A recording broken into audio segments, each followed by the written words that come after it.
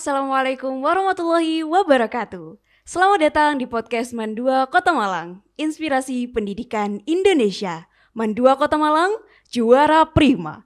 Jujur, kerja keras, berprestasi, bermartabat.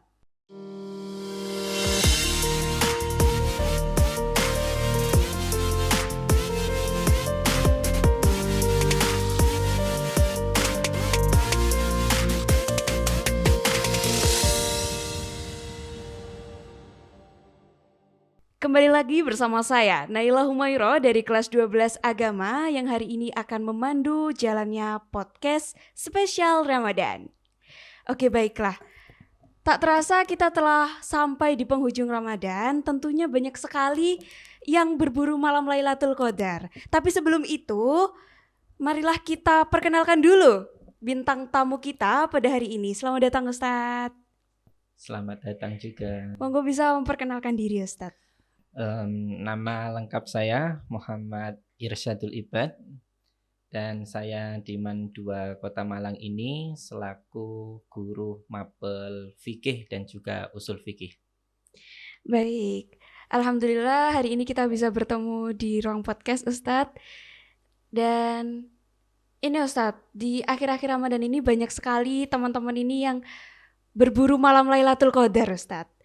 Nah, tapi Ustadz, apa sih sebenarnya malam Lailatul Qadar itu? Kenapa disebut malam Lailatul Qadar dan apa keistimewaannya sehingga kita tuh harus berlomba-lomba untuk berburu malam tersebut gitu? Baik, salah satu ciri khas di bulan Ramadan adalah di mana di dalam bulan Ramadan itu Allah jadikan di dalamnya malam Lailatul Qadar, atau di dalam surat Al-Qadar itu dikatakan bahwasanya di dalam malam Lailatul Qadar itu lebih utama daripada 1000 bulan. Oleh karena itu, ini adalah keutamaan yang sangat luar biasa sekali, di mana Allah menciptakan bulan Ramadan sendiri itu tidak lain adalah sebagai bentuk manifestasi, bentuk cinta kasih Allah kepada umatnya Nabi Muhammad. Karena di dalam bulan Ramadan, suatu perbuatan yang itu bukan ibadah, tapi bisa bernilai ibadah jika diniatkan untuk menjaga jalannya puasa itu.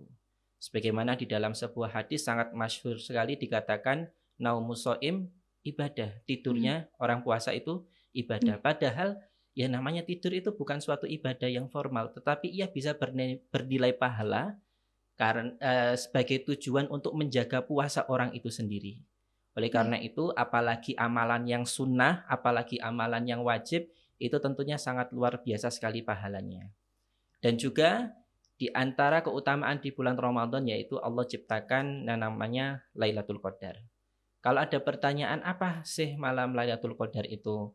Maka di dalam Al-Quran sudah dijelaskan, Inna anzalnahu fi Lailatul Qadar. Di mana kenapa disebut malam Lailatul Qadar? Karena di malam tersebut Allah turunkan yang namanya Al-Quran. Salah satu pedoman atau petunjuk bagi umat manusia. Oleh karena itu, dikarenakan di malam itu Allah turunkan yang namanya Al-Quran, sehingga malam yang seperti malam-malam biasanya, tetapi pada malam itu bisa berlipat-lipat ganda pahalanya, karena tidak lain Allah turunkan Al-Quran pada malam Lailatul Qadar itu. Baik Ustadz. Lalu setelah itu kami Ustadz sebagai pelajar gitu, sebagai orang awam Ustadz, bagaimana caranya untuk meraih keutamaan malam tersebut Ustadz? Apalagi kami kan ilmunya belum banyak, terus kami juga baru-baru mulai belajar seperti itu Ustadz. Oke. Untuk meraih keutamaan malam Lailatul Qadar, di sini untuk mengenai kapan malam Lailatul Qadar itu memang masih menjadi perdebatan di antara ulama. Tapi rata-rata mayoritas ulama menyatakan bahwasanya Lailatul Qadar itu terjadi pada 10 malam terakhir di bulan Ramadan. Dan itu terletak pada malam ganjil. Kalau pendapatnya Imam Syafi'i itu mengatakan 21 dan 23. Tapi kalau mayoritas jumhur ulama menyatakan malam Lailatul Qadar itu terjadi pada malam ke-27. Tapi sebenarnya malam Lailatul Qadar itu saya rasa tidak ada batasannya. Hampir 10 akhir Ramadan itu semuanya malam Lailatul Qadar. Kenapa? Coba andaikan di daerah Arab itu sudah memasuki 21, berarti bisa jadi di daerah lain itu masih tanggal 20. 20. Oleh karena itu bisa dikatakan malam Lailatul Qadar itu tidak ada batasannya di 10 hari terakhir itu. Karena di suatu daerah ini mungkin Lailatul Qadar, tapi di daerah yang lainnya belum, sehingga terus bersambung hingga hari terakhir itu. Lah, bagaimana cara mendapatkan keutamaan malam Lailatul Qadar? Di antaranya yaitu dengan menghidupkan malam tersebut dengan ibadah-ibadah sesuai dengan kemampuan kita. Di antaranya yang dicontohkan oleh Rasulullah Shallallahu Alaihi Wasallam, jikalau sudah mendekati 10 hari terakhir bulan Ramadan, maka Rasulullah Shallallahu Alaihi Wasallam akan melaksanakan iktikaf di situ. Jadi iktikaf itu adalah berdiam diri di masjid dengan menyibukkan diri dengan membaca Al-Quran, zikir, dan lain sebagainya. Oleh karena itu, cara sederhana untuk menghidupkan malam Lailatul Qadar adalah yaitu dengan melaksanakan ibadah sesuai dengan kemampuan kita. Misalkan dengan sholat tarawih, itu termasuk salah satu cara menghidupkan malam Lailatul Qadar. Dengan tadarusan Al-Quran, ataupun dengan mengikuti pengajian di majelis-majelis tertentu. Nah, ini adalah salah satu cara kita untuk menghidupkan malam Lailatul Qadar. Namun ada salah satu amalan yang sering dilupakan orang ketika malam Lailatul Qadar. Yaitu apa? Kira-kira apa? Di antaranya adalah yaitu menghilangkan kebencian di antara sesama saudara Muslim. Itu adalah salah satu amalan yang sering dilupakan oleh kebanyakan orang. Padahal itu adalah salah satu hal yang utama, di mana ampunan Allah tidak akan turun kepada seseorang yang masih menyimpan kedengkian dengan saudaranya. Oleh karena itu, guru-guru kita selalu menganjurkan ketika malam Lailatul Qadar bukan hanya menyibukkan diri dengan ibadah, tapi juga membersihkan hati kita dari kedengkian, kebencian kepada sesama saudara kita. Oleh karena itu ya salah satu amalnya juga bisa dengan menyambung tali silaturahim dengan saudara-saudara kita. Nah, tapi Ustadz, kalau yang terkait dengan menghidupkan malam Lailatul Qadar dengan beribadah nih Ustadz ya, kan Niki mungkin ini relate sama teman-teman perempuan di luar sana Ustadz. Kalau kami misalkan Ustadz sedang halangan gitu, tidak bisa melaksanakan sholat dan lain sebagainya, itu sering kali menjadi pertanyaan gitu. Kalau seperti itu, selain bermaaf-maafan, selain silaturahmi, apa ya pengganti ibadah yang bisa kami lakukan ketika kami tidak bisa sholat, membaca Al-Quran, atau bahkan beriktikaf di masjid gitu? Yang perlu kita ketahui bersama, agama Islam itu sangat luas sekali, dan Allah itu sangat maha pengasih dan maha penyayang. Allah tidak mempersempit ibadah hanya dalam kategori tertentu saja.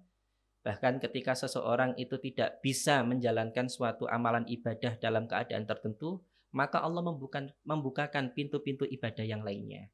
Di antaranya ketika itu ada seorang perempuan yang dimana dia tidak bisa berjihad, maka dikatakan oleh Rasulullah SAW, maka jihad kamu cukup menjadi istri yang taat, itu sudah pahalanya sama seperti yang namanya jihad. Oleh karena itu kita harus memahami bahwasanya agama ini adalah agama yang luas. Ketika ada satu amalan ibadah tertutup, maka di situ ada kemungkinan amalan-amalan ibadah yang lain yang bisa kita lakukan. Ini adalah salah satu bentuk kasih sayang Allah kepada kita semua. Adapun ketika kita dalam keadaan berhalangan, memang di sini ada pendapat yang menyatakan kalau orang yang berhadas besar, di antaranya orang yang haid, itu tidak boleh berdiam di masjid melaksanakan iktikaf dan membaca Al-Quran dan lain sebagainya. Tapi kan ada salah satu amalan yang memang tidak harus dengan iktikaf. Bisa misalkan kita dengan berbagi kelebihan harta yang kita miliki kepada orang-orang di sekitar kita. Ataupun ada suatu amalan yang lebih utama sekali, yaitu idkhalus surur fi qulubil muslim.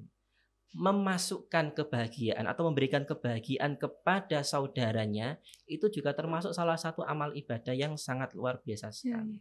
Oleh karena itu, ketika kita mengalami keadaan tertutup dalam menjalankan satu ibadah, maka insya Allah di situ terbuka pintu-pintu ibadah yang lainnya. seperti tadi memberikan kebahagiaan di hati, membahagiakan sesama saudara kita. Bisa dengan banyak hal. Bisa dengan membantunya, menghiburnya, meringankan masalahnya, melunasi hutang-hutangnya, mendengarkan curhatannya dan lain sebagainya. Ini adalah salah satu amalan yang masuk dalam kategori memasukkan kebahagiaan atau memberikan kebahagiaan kepada saudara sesama itu. Ya, itu tadi jawaban dari Ustadz, semoga bisa menjawab pertanyaan dari teman-teman di rumah. Kadang kami kan merasa khawatir gitu, saya tidak bisa meraih keutamaan malam Lailatul Qadar gitu, atau kami masih kurang nih ilmunya gitu. Mungkin bisa belajar lagi. Jadi untuk teman-teman di rumah, semoga kita semua bisa meraih keutamaan malam Lailatul Qadar. Dan semoga seluruhnya dilancarkan ibadahnya ya Ustadz selama bulan Ramadan ini. Dan semoga kita bisa bertemu di Ramadan tahun depan. Mungkin cukup sekian podcast spesial Ramadan pada hari ini. Saya tutup, mohon maaf. Wassalamualaikum warahmatullahi wabarakatuh. Waalaikumsalam warahmatullahi wabarakatuh.